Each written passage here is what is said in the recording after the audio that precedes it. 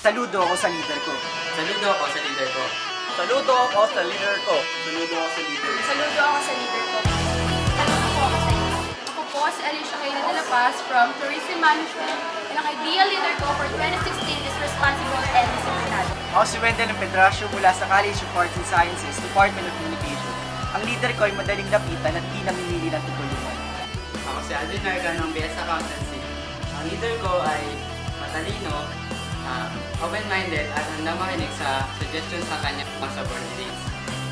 Ako si Bernard Rodere from College of Hospitality and Tourism Management. Ang leader ko ay matulungin, makikinig sa boses na mahirap at hindi ko raw.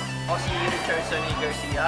Ang gusto ko kasi isang leader is yung merong paninindigan, may takot sa Diyos, at yung merong pantay na pagtingin sa bawat isa o sa mga karapatan ng pangtao.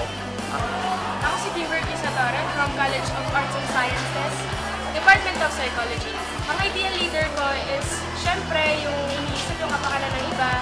Iniisip hindi yung kauunlad nila, pero yung kauunlad ng ekonomiya natin. Marami pang iba. Pwede naman silang